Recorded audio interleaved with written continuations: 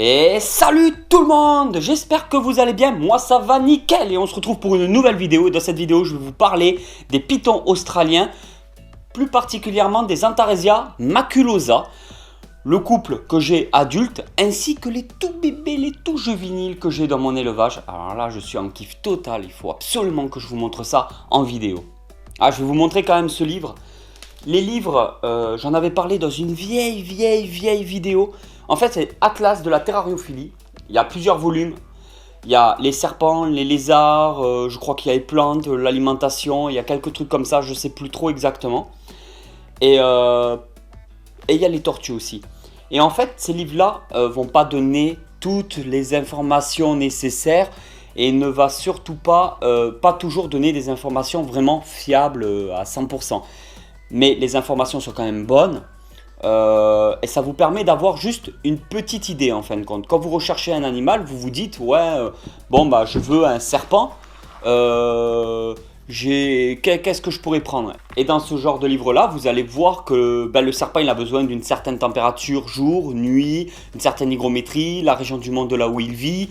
Ça rassemble plus ou moins les serpents que l'on retrouve en captivité. Voilà, après les espèces un peu plus difficiles à obtenir, c'est pas dit qu'elles soient sur ce genre de bouquin là.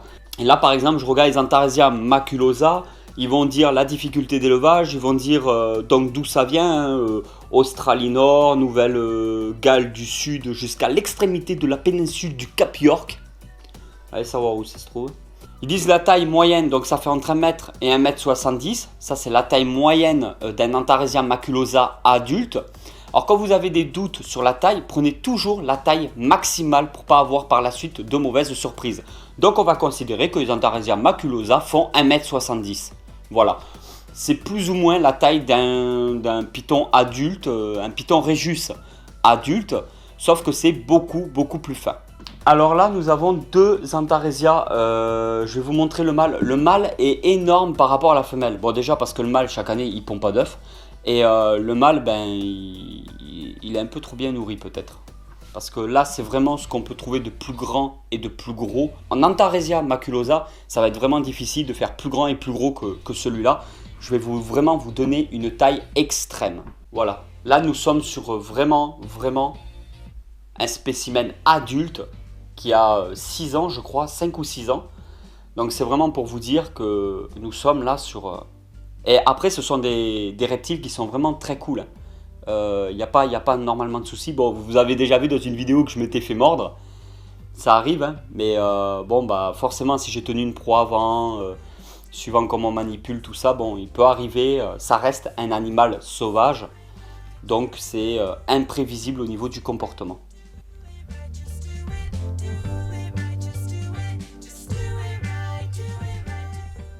Comme vous pouvez le voir, c'est pas très coloré. Hein. Les Antaresiens en général sont pas vraiment colorés, mais c'est très hérissé au niveau. J'espère que vous allez le voir parce que, en fait, quand on bouge, je sais pas du tout comment ça va rendre au montage vidéo, mais toi, t'approches pas trop de ma tête au cas où. Mais quand on bouge comme ça, enfin, c'est assez hérissé. En fin de compte, il y a quand même un reflet qui s'installe sur le corps entier du serpent. Si vous avez un terrarium avec un très bon éclairage. Moi, je suis au néon LED. Si vous avez un très bon éclairage, il y a moyen quand il se déplace de voir des colorations magnifiques. Enfin, au moins du reflet comme ça, vraiment magnifique. Et après, quand on voit bien la tête, hein, nous avons les fossettes thermosensibles. Et les fossettes thermosensibles vont lui permettre de capter les variations de température.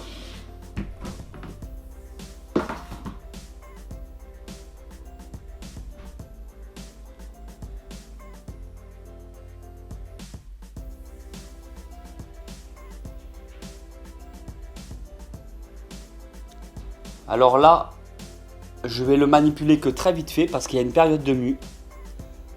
Les yeux se sont rééclaircis, la mue devrait vraiment pas tarder à tomber, donc c'est vraiment pour vous la montrer. Là, nous sommes sur la femelle qui a pondu, donc du coup, elle est beaucoup plus fine. Elle récupère son poids progressivement, elle se porte très bien. Du coup, on va la nourrir un peu plus régulièrement et avec des plus petites proies par contre que le mâle. Là, nous sommes sur un repas par semaine d'une souris adulte. Elle pourrait manger beaucoup plus et sur le plus long terme. Mais en attendant, on fait ça pour qu'elle récupère progressivement de sa ponte. Le mâle, par exemple, lui, il peut attaquer du rat quand même facile, 90 à 100 grammes. Et une fois tous les 15 jours à peu près. Après, c'est des antarésias, même 3 semaines, il n'y a pas de souci. Si la proie est plus ou moins grosse, 3 semaines, on peut le faire, il n'y a vraiment aucun souci. Mais là, après une ponte, je fais souvent comme ça en fin de compte avec mes serpents. C'est-à-dire, je ne vais pas nourrir d'un coup avec une grosse proie. Déjà, je vais attendre quelques jours après la ponte. Je vais nourrir d'une proie beaucoup plus petite pour qu'elle puisse récupérer progressivement, pas trop se fatiguer en ingurgitant, donc en avalant la proie. Et ensuite, progressivement, je vais remonter donc les tailles de proie. Ce qui est bien en fait avec les antarésias, c'est que ça mange n'importe quoi. C'est tellement des très bons mangeurs. C'est vraiment un serpent que je conseille aux débutants. Faire attention à la limite à la morsure. Mais c'est vraiment, comme je vous l'ai dit, un serpent que je conseillerais aux débutants, bien plus par exemple que le Python Rhésus. Parce que les antarésias, eux, facilité de nourrissage de dingue, de malade. Je vais essayer de vous montrer un peu comme ça. J'espère que vous allez voir. En fin de compte, nous sommes... Ça, ce sont les œufs qui sont vides. Quasiment tous les œufs là sont vides. Alors vous voyez qu'une fois vides, ils pourrissent, ils sont pas bons du tout quoi. Et ce que je fais, c'est que quand il reste une semaine, que le premier... C'est quoi ça?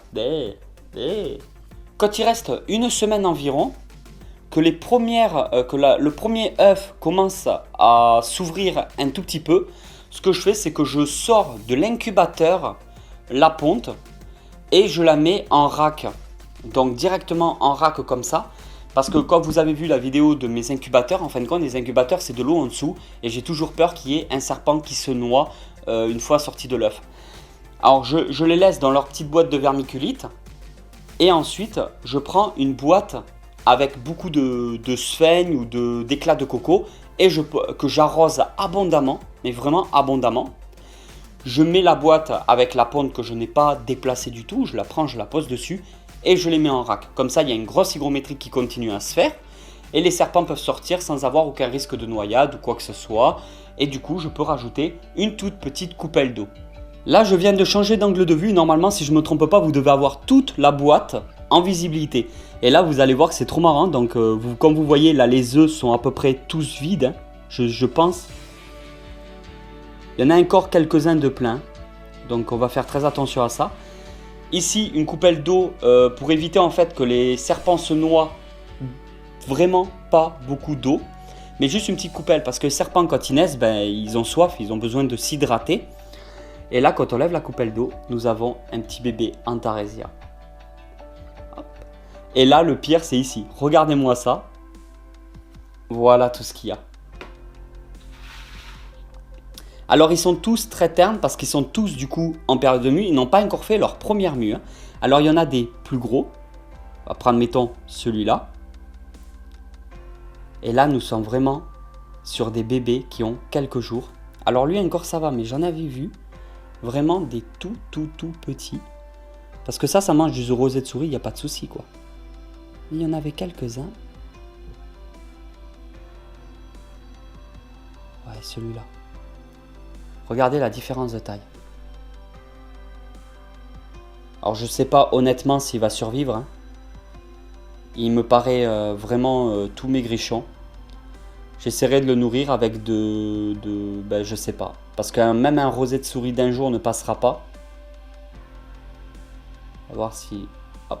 Ah, il y en a un en dessous par contre qui veut attaquer. Voilà, regardez.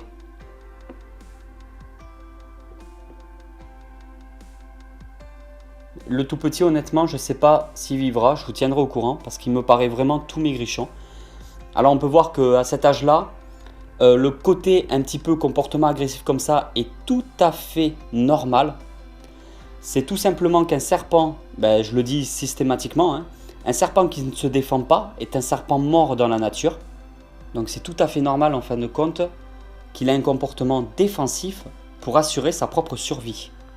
Il me tarde que la première mue tombe pour vraiment avoir une idée des reflets. Ah, il y en a vraiment un beaucoup plus petit que les autres.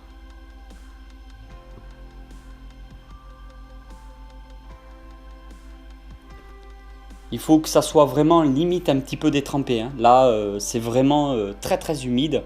Au moins pour qu'il fasse la première mue sans aucune difficulté. Et après, les conditions d'élevage seront les mêmes que pour les parents. Vous vous doutez bien que quand ça cherche à mordre, eh ben, ça passe pas, quoi. Je veux dire, c'est pas ces dents-là qui vont me faire saigner. Au niveau de la bouche, c'est totalement inoffensif.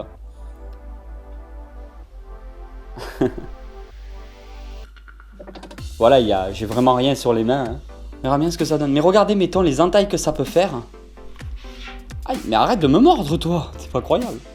Il y a une entaille, 2, 3, 4, 5, 6 entailles et 7 derrière.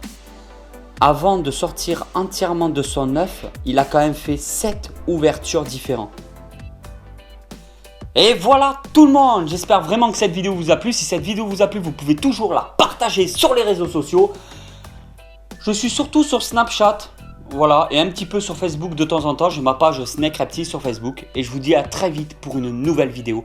Merci pour vos retours, merci pour vos commentaires. Je vous kiffe, tonton Snake qui vous aime. A très vite pour une nouvelle vidéo. Ciao, ciao!